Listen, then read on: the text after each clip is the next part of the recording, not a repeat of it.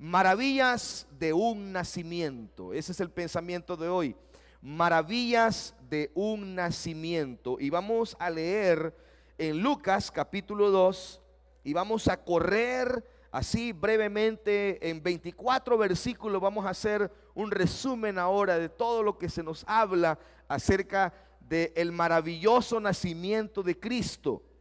Dice la Biblia: aconteció en aquellos días que se promulgó un edicto de parte de Augusto César, que todo el mundo fuese empadronado.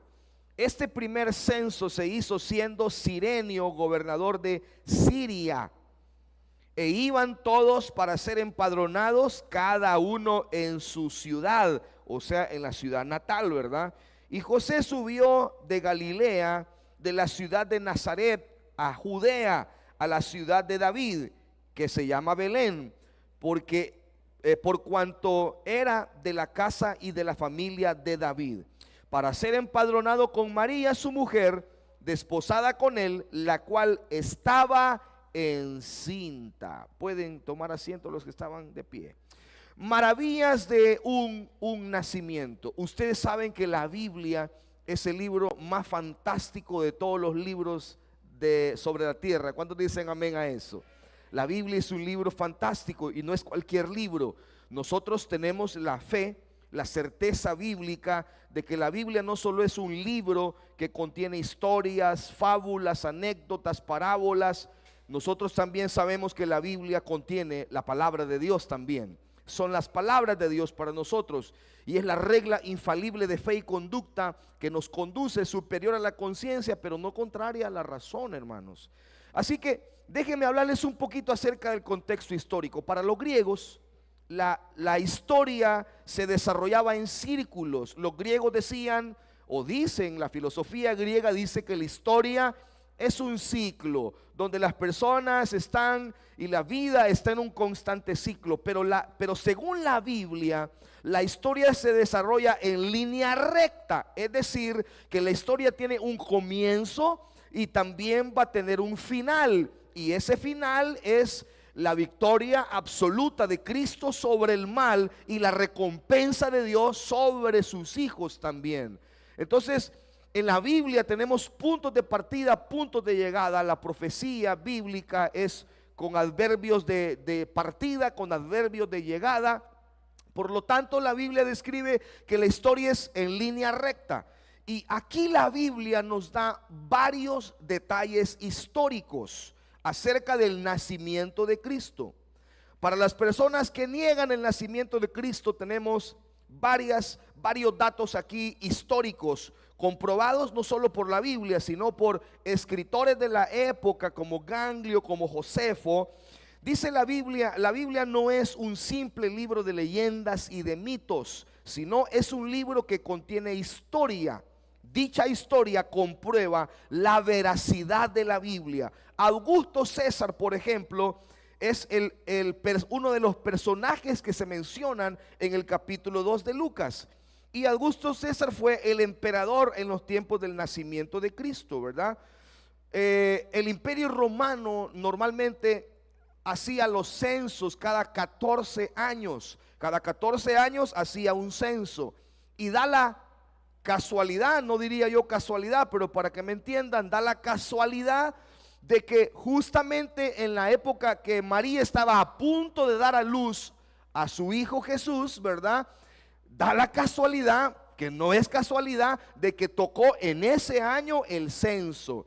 Y quien lo dirigía o quien lo ordenaba era el César, Augusto César. Pero quien lo dirigía era otro personaje que se menciona aquí también, ¿verdad? La Biblia habla de 3 personajes históricos aquí. La Biblia también dice que José tenía que ser empadronado. Y José entonces era una persona que había nacido en la ciudad de Belén. Tenía que ser empadronada en la ciudad de David porque era del linaje de David. Entonces Cirenio, que era el gobernador de Siria, otro personaje histórico, él gobernaba sobre toda Judea, y en ese momento, ¿verdad?, la provincia de Nazaret y la provincia de Belén pertenecían a Siria en ese tiempo. Estaban gobernadas por Cirenio. Todos estos datos históricos nos dicen que la historia del nacimiento de Cristo es real. Hay nombres históricos aquí en este capítulo. Hay personajes que existieron en este capítulo. Entonces, la narrativa del nacimiento de Cristo está acompañada con aspectos históricos aquí. O sea que si fue una realidad el nacimiento de Cristo, también fue una realidad su sacrificio en la cruz del Calvario por nosotros. Fue una realidad. Por eso estamos aquí ahora conmemorando ese día que Él nació, porque se dio una profecía. La profecía de Génesis 49 versículo 10 dice lo siguiente: no será quitado el cetro de Judá, ni el legislador de entre sus pies, hasta, adverbio de tiempo, hasta que venga Siloc. La palabra Siloc significa el enviado o Mesías, lo traducen algunos. Y a él se congregarán los pueblos. Mire lo que la profecía dice aquí. Dice que el cetro de Judá había sido quitado por el imperio romano. Por supuesto que ahora el cetro no estaba en manos de la tribu de Judá, a la cual se le profetiza aquí. Pero cuando venga Silot, cuando venga el enviado, cuando venga el Mesías, cuando nazca el Mesías, entonces el cetro espiritual, espiritualmente hablando, será devuelto a la nación, dice. Y entonces las naciones, los pueblos enteros se congregarán hacia él o vendrán a él para congregarse. Obviamente que esta profecía tiene un tinte absoluto de cumplimiento en el período milenial. Pero la profecía dice hasta que venga. ¿Y cuándo fue que vino? Bueno, vino como un bebé. Ese fue el día en que vino. Entonces la profecía nos dicta que había un lugar donde Él iba a venir. La profecía nos dice que había un tiempo específico donde Él iba a venir. ¿Y sabe qué es lo que Dios hace? Dios utiliza todo el aspecto histórico para hacer cumplir su propósito. Él hace que el César romano de la época promulgue el edicto. Él hace que el regidor de Siria apoye el edicto y pida que todo el mundo sea empadronado. Eso hace que José tenga que ir obligatoriamente, porque las hermanas que han estado embarazadas aquí y les faltan unas 2 semanas para reventar, no me dejarán mentir que lo que menos quieren es hacer un viaje de 120 kilómetros. Y qué bonito fuera que lo hubieran hecho en carro, ¿verdad? Que no fuera un Mercedes, pues, pero fuera un carrito, pues, ¿verdad? Que no tuviera aire, pero un carrito. Pero tuvo que haberlo hecho en mula, en caballo, en carreta, no sé.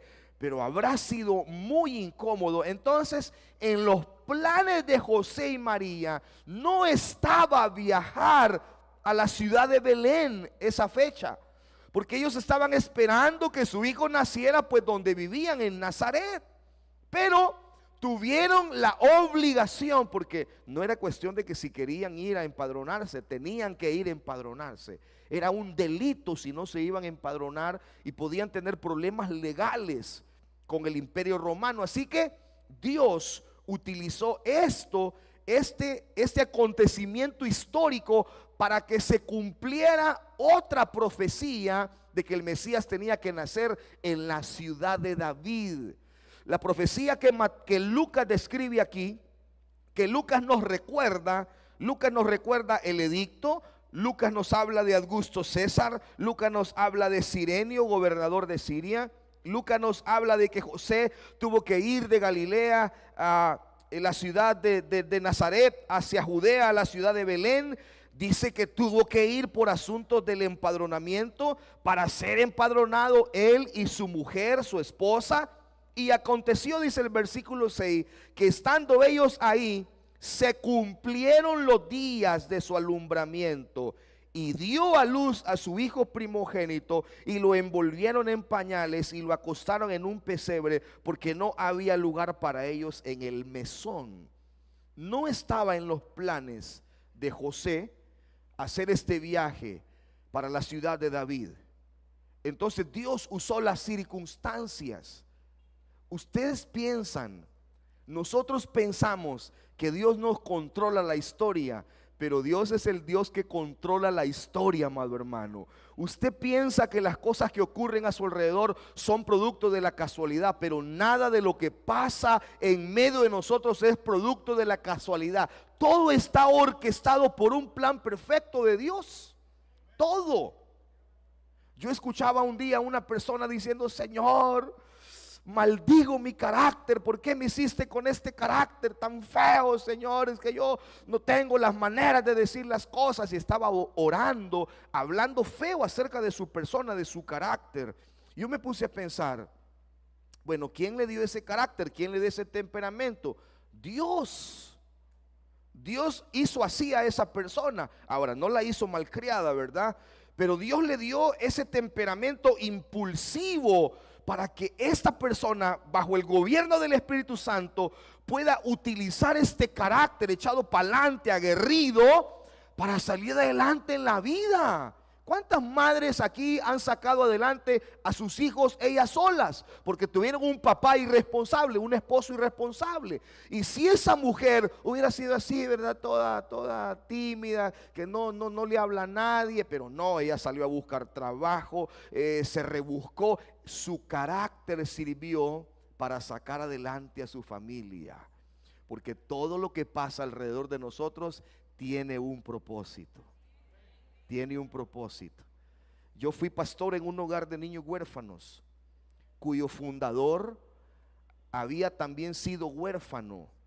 Él fue un niño huérfano en Pensilvania, en un hogar de niños, como 600 niños en un solo hogar. Y él creció en ese hogar, se volvió un profesional en administración de empresas, se casó con una misionera. Él no estaba pensando en venir a El Salvador y morir aquí en El Salvador y pasar toda su vida aquí en El Salvador. Tiene un libro que se llama Paso a Paso, ya está en español, por cierto, se lo recomiendo, es un libro buenísimo.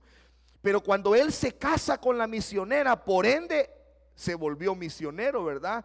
Y vino a parar a El Salvador. ¿Y a dónde? A dirigir un hogar de niños huérfanos.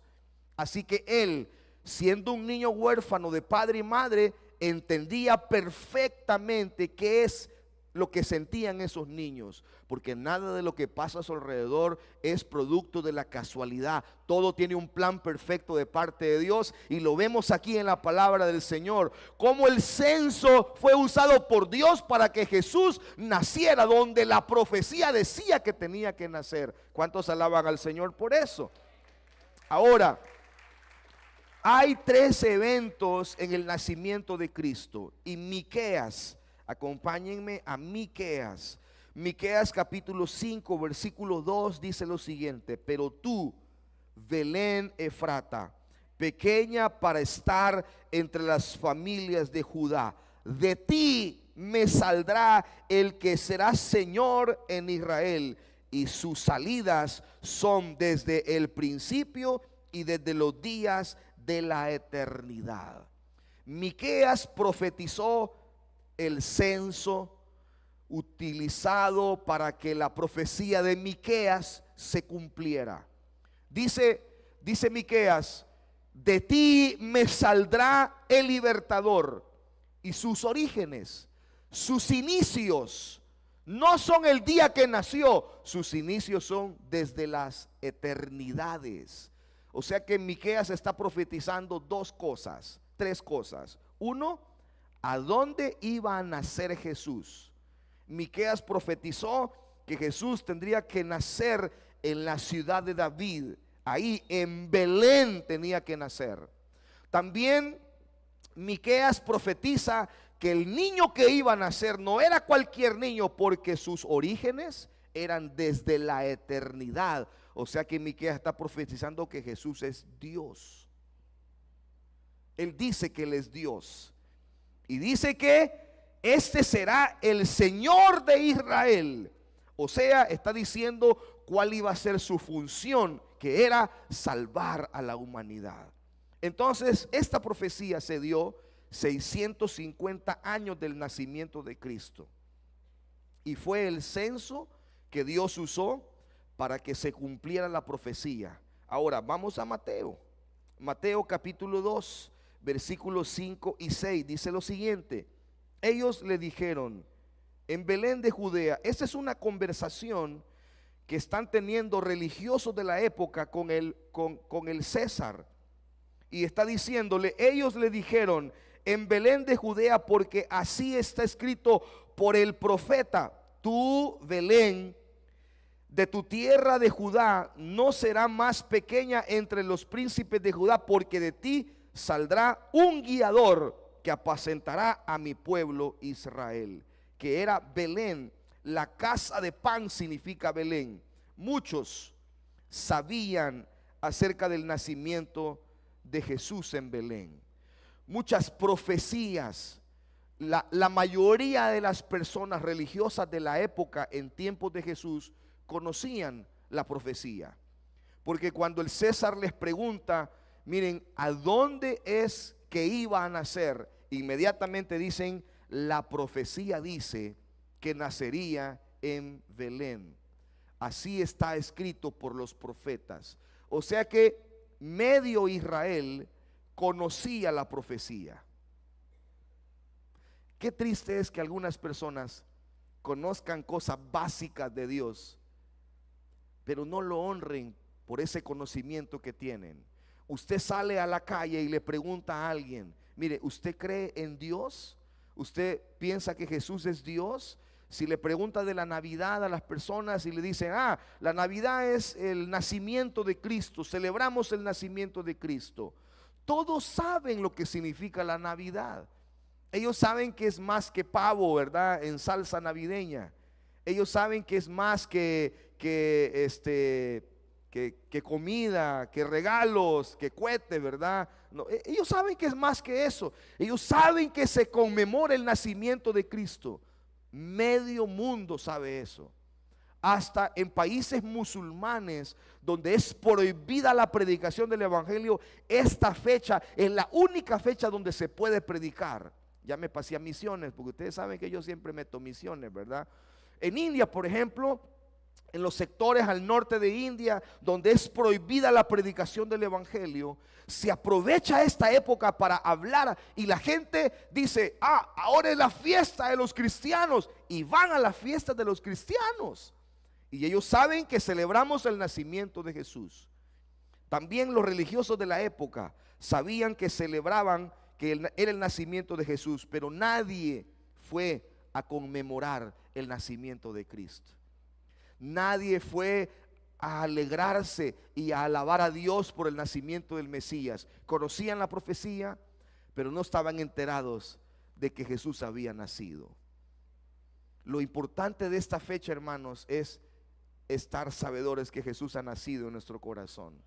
Lo importante de esta fecha es no saber que nació, es si saber si nació para nosotros.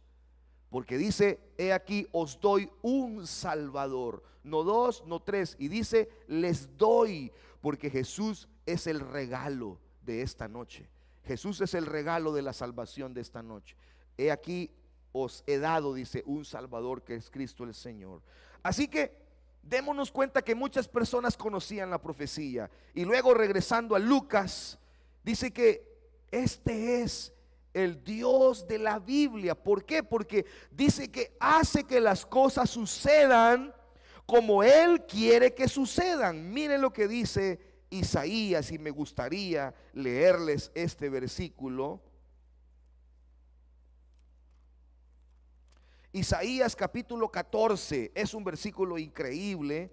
Versículo 24 dice, Jehová de los ejércitos juró diciendo, ciertamente se hará de la manera que yo he pensado, y será confirmado como yo lo he determinado. ¿Cómo se va a hacer? Como Él quiere. ¿Cómo se van a hacer las cosas? Como Él ha determinado.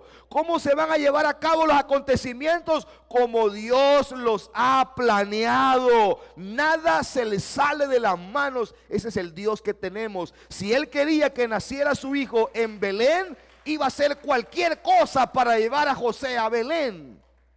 Es más, cuando la profecía de Miqueas dice: de Egipto llamé a mi hijo.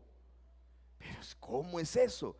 Bueno, Jesús 2 años después tuvo que irse a Egipto porque lo estaba persiguiendo el César para matarlo. Entonces se tuvo que ir a refugiar a Egipto para que se cumpliera la profecía que dice: de Egipto llamé a mi hijo. ¿Por qué? Porque se hará como él dijo que se haría y como él dijo que se determinó. Punto. Se hará como él dice que sea. Él es el dueño de la historia, amados hermanos. Usted piensa que la pandemia fue, sí, a lo mejor fue algo que se inventaron los hombres, ¿verdad? Pero ¿cuánto aprendimos en esa época? Se hizo como Dios dijo que tenía que hacerse, porque Él dijo que tendríamos pestes y pestilencias en el mundo, que nos iban a encerrar como nos encerraron. Pero ¿cómo aprendimos en esa época? Y usted pudo tomar esa época como una época de maldición o como un tiempo de bendición. Para mí fue un tiempo de bendición esa época. Fue un tiempo donde aprendí demasiadas cosas, pero voy a avanzar porque tengo mucho material. Número 2, veamos el lugar de su nacimiento. El versículo 7 de Lucas dice algo bien interesante. El versículo 7 dice lo siguiente: y dio a luz a su hijo primogénito y lo envolvió en pañales y lo acostó en un pesebre porque no había un lugar para ellos en el mesón. Es el nacimiento de Jesús, el lugar de su nacimiento habla de la humildad de su nacimiento. María no tuvo comodidades cuando Jesús nació. No tuvo ginecólogo, no tuvo baby showers, no tuvo enfermeras que lo cuidaran. Lo único que había era un pañal que significa lino. La palabra se traduce en el griego por lino, lino fino. Pero no tuvo las comodidades que muchas mujeres tienen ahora cuando sus hijos nacen, ¿verdad?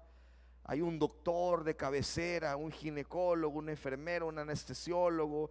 Y ahora, gracias al presidente, nos dejan entrar a nosotros para ver todo el asunto, ¿verdad? A mí me sacaron, hermano, porque no aguanté. A saber qué cara más pálida puse. Saquen este muchacho, dijo, todavía era muchacho en ese tiempo yo. Saquen este muchacho, dijo, porque vamos a tener 2 enfermos aquí, dijo. Y me sacaron porque no, yo la sangre, a mí la sangre no mucho me gusta, ¿verdad? Entonces yo vi la sangre y me corté. Pero piensen en esto: María no tuvo comodidades, nació en un pesebre, no habían amistades que estaban ahí para ayudarle. Como aquí tenemos nosotros la costumbre que cuando una mujer primeriza tiene varón, ¿qué es lo que se gana una primeriza cuando tiene varón? Bien saben, va. Pero les pregunto Juan 3:16, no me lo dicen de memoria, pero eso sí se lo puede. No, se ganó la gallina. Bueno, aquí María se ganó la gallina, pero nadie se la llevó. No había familia, no había amigos, no había nada. La palabra pesebre significa establo. O sea que el Dios de los cielos estaba naciendo en un lugar maloliente, en un maloliente establo. Figura de cómo se encuentra el mundo por su pecado. Figura de cómo está nuestra vida cuando está atada al pecado, maloliente. Jeremías dice que nuestra vida es como una llaga podrida desde la cabeza hasta la planta de los pies.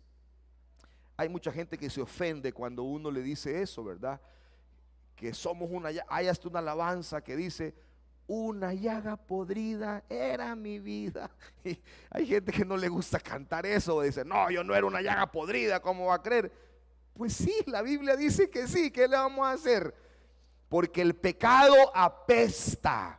Entonces Cristo vino y nació en un maloliente establo. Vino a un mundo también que olía mal, como el mundo de hoy que huele mal. Cada vez, hermano, nos sorprendemos de la maldad de este mundo. Cada vez nos asustamos más de las cosas que países están aprobando. Como yo les decía hace algunos domingos atrás, sobre un estudio, una investigación que yo hice en Portugal. El Senado de Portugal está aprobando, están discutiendo la aprobación de la pedofilia como algo legal. Entonces yo dije, Dios mío, ¿hasta dónde vamos a llegar? ¿Hasta dónde vamos a llegar? Y si esto lo aprueban en un país europeo, todos los demás países europeos van a comenzar a imitar este comportamiento. Vimos en los Juegos Olímpicos, que les prediqué sobre esto, en los Juegos Olímpicos de París, hace un par de meses, cómo permitieron que hombres le fueran a dar duro a las mujeres en el deporte profesional del boxeo femenino.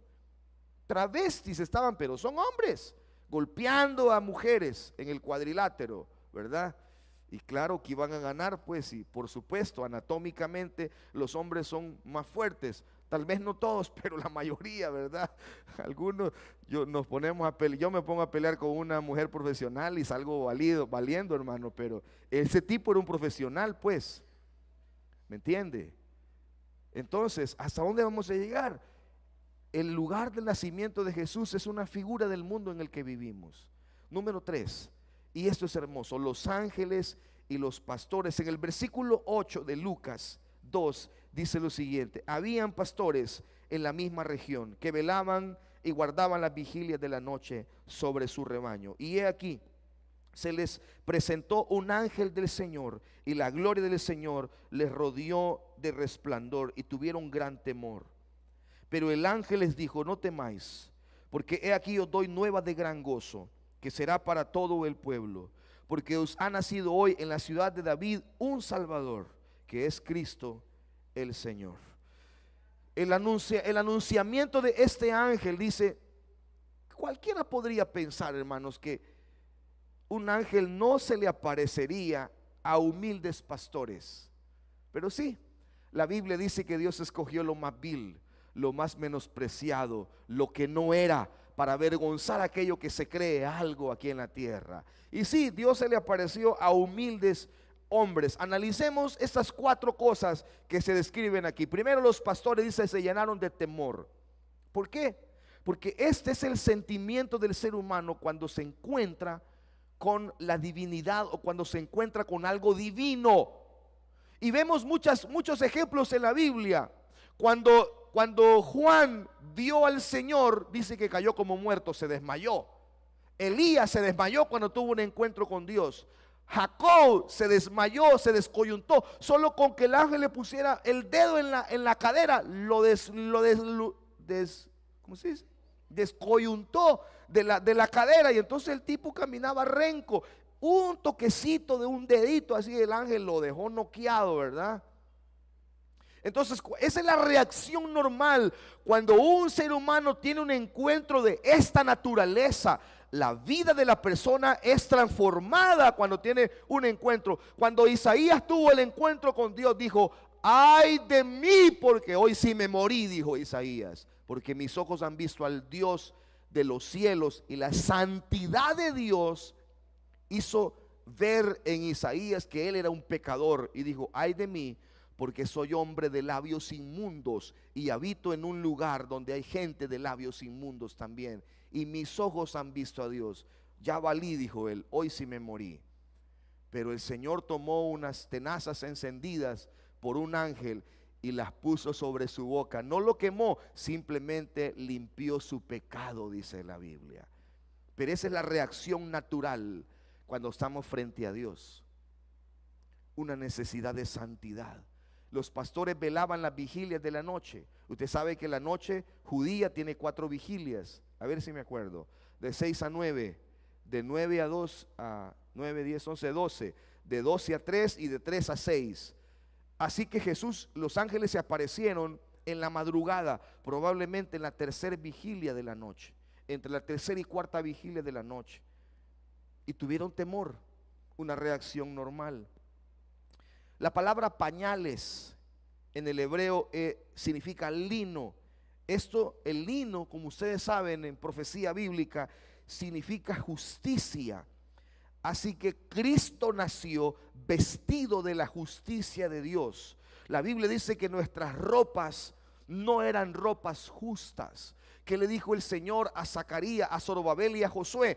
Quítenle las vestiduras viles y pónganle vestiduras limpias. Por eso es que Cristo puede perdonar pecados, y por eso es que su sangre es eficaz para limpiarnos, porque cuando Él nació, nació con la justicia de Dios, y por la justicia de Dios es que nosotros somos justificados.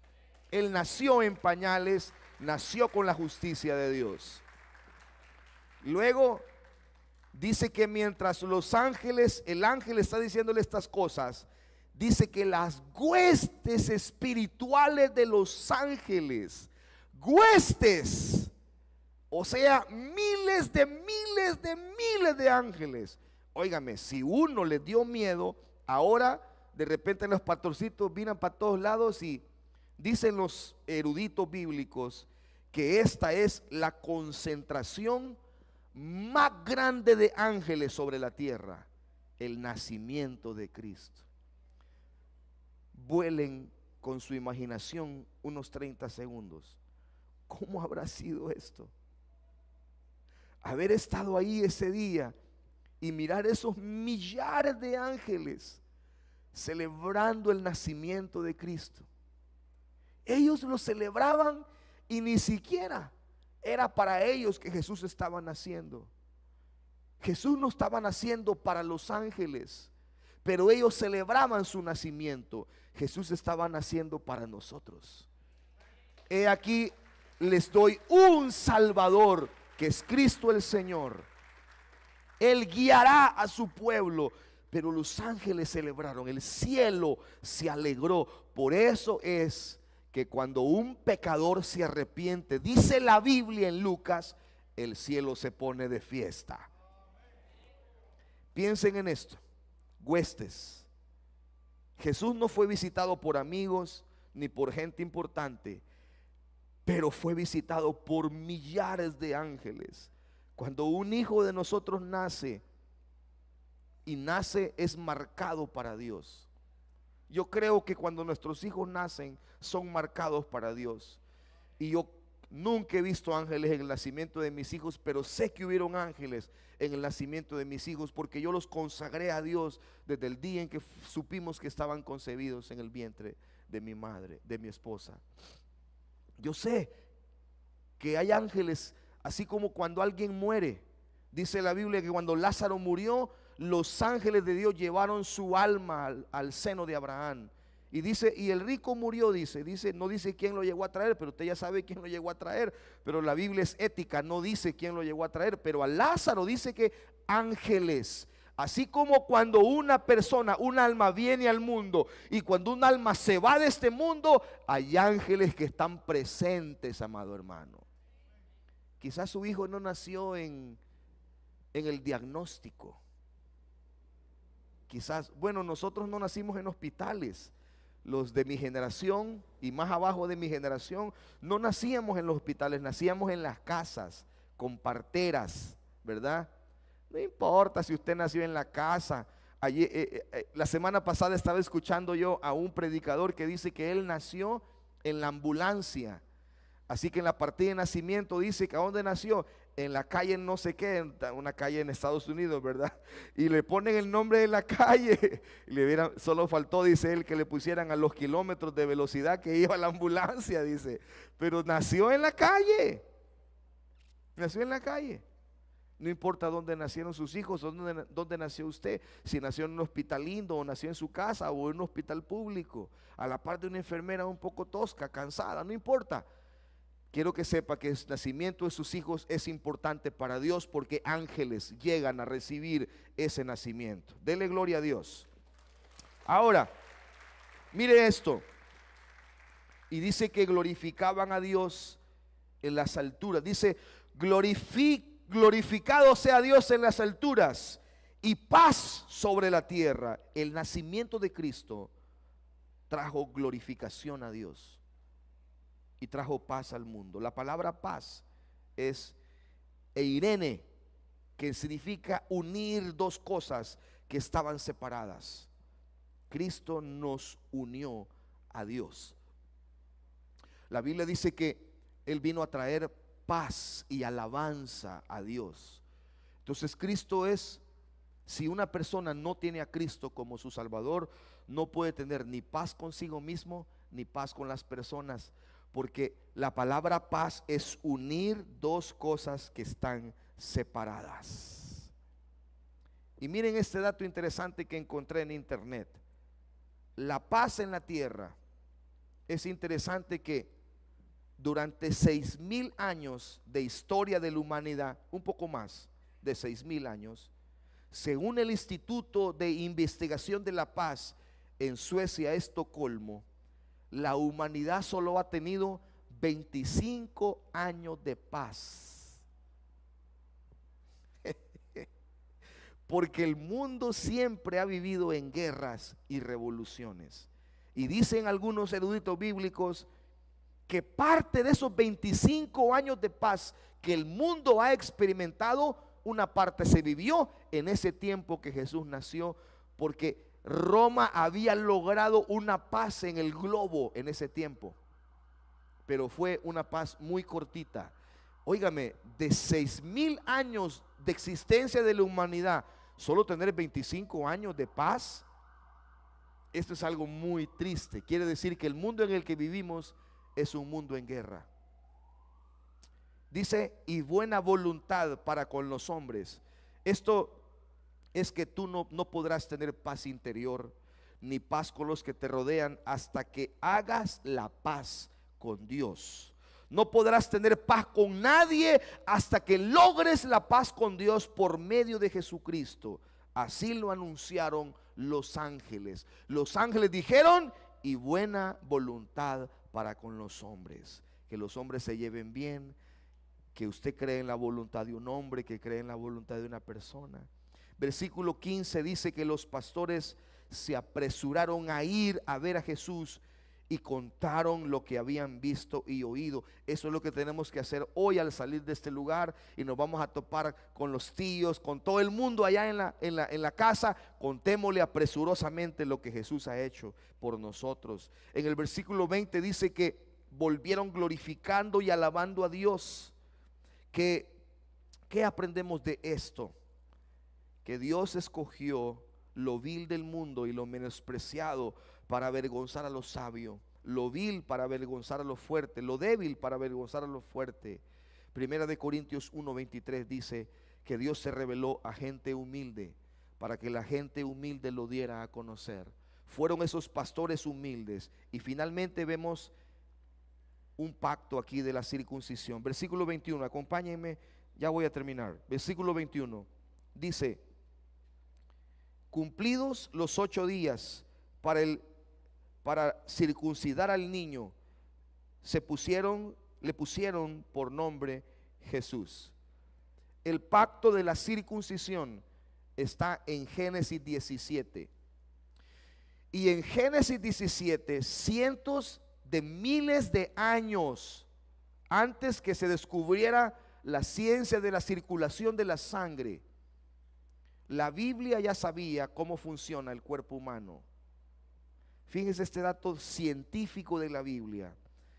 Hay un señor que se llama, a ver si lo puedo pronunciar, Williams Harvey, algo así. Él descubrió la coagulación de la sangre en 1616. Usted lo puede googlear. Este hombre dijo que los niños desarrollan la vitamina K hasta los 8 días de nacidos. Entre los 6, 7 y 8 días de nacidos, los niños desarrollan esta vitamina que evita que el niño se desangre. Entonces iban a circuncidarlo, iban a cortarle una parte de su pene, ¿verdad? Entonces el niño iba a sangrar, obviamente. Entonces, si no tenía esa vitamina desarrollada, el niño iba a morir desangrado. Por eso la Biblia dijo, tiene que ser al 8º día que el niño sea circuncidado. No al 4º, no al 5º, porque la Biblia, dicen los científicos, tiene razón. La Biblia tenía la razón. Por eso no era antes de los 8 días. Y esto fue descubierto en 1616. También se descubre, la ciencia moderna, la ciencia médica moderna, dice que a los 8 días de nacido, El niño ha superado el trauma del nacimiento. Por lo tanto, puede ser sometido a otro trauma, porque la circuncisión es traumática. O sea, el niño llora cuando le hacen la circuncisión, ¿verdad? Estimulan su miembro y le quitan su telita, ¿verdad? En su pene. Entonces el niño no puede tener otro trauma sobre otro trauma. Y la ciencia moderna médica dice que a los 8 días el niño ha superado el trauma de nacer, porque nacer es traumático. Los niños vienen llorando a este mundo. Los niños están en la bolsa de su mamá adentro, comiendo todos los días. No tienen que esforzarse, no tienen que hacer nada, no tienen que ni abrir los ojos. Están dormiditos y los saca el doctor, ¿verdad? De una. Y los comienza, y hay algunas que hasta le empujan así, ¿verdad? Al bichito, y es traumático. Yo he visto unas cosas, hermano, terrible en video, pues. El bichito nace, y ¿cómo lo reciben? Con una nalgada, si no llora. Dígame si eso no es traumático. El bichito está con frío, porque los quirófanos son helados. Y él está en el calorcito de su mamá, que se pone su suétercito, su cosa, para que el niño no le dé frillito. Y sale al gran frío ahí como a 16 grados, hermano. Y comienza a temblar y a chillar el bichito, ¿verdad? Y a las pocas horas, no sé, le traban una inyección. Todo eso no lo vivía en el vientre. Si el man vino a sufrir, entonces nacer es traumático. Es un trauma nacer. A los 8 días ese trauma pasado puede someterse a otro trauma de la circuncisión. La Biblia también tiene ciencia. Esto comprueba que la Biblia tenía la razón. Finalmente, como no dijeron amén, voy a seguir del versículo 22 al versículo 24. Aquí hay 3 ritos que José y María tuvieron que hacer, del 22 al 24. Y cuando se cumplieron los días de la purificación de ellos, ¿de quiénes? De José y María. Ellos se purificaron. Levítico 12 decía que cuando una mujer daba a luz un hijo varón, tenía que purificarse 40 días, y si era hembra tenía que purificarse 80 días.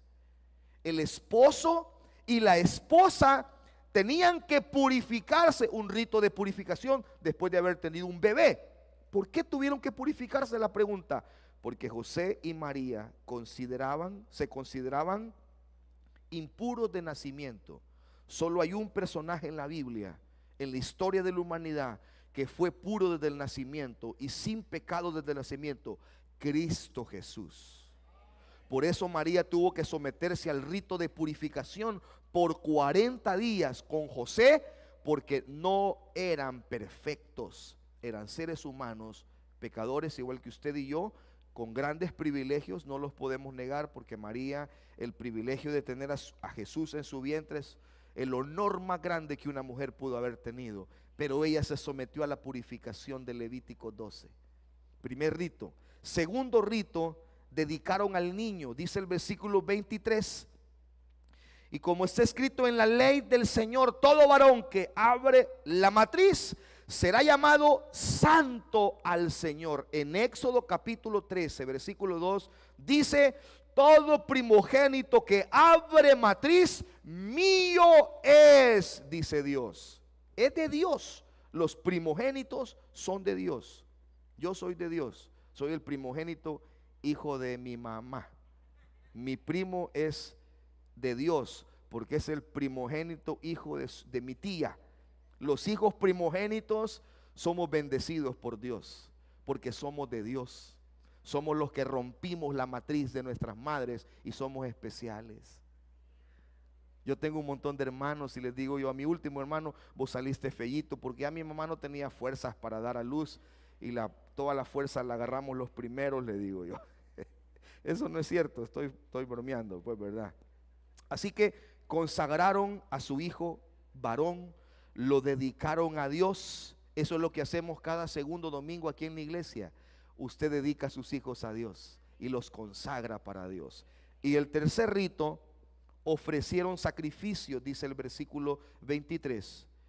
¿Qué sacrificio ofrecieron? Un par de tórtolas y 2 palominos. Según Levítico 5:7, esta era la ofrenda de los pobres de los pobres.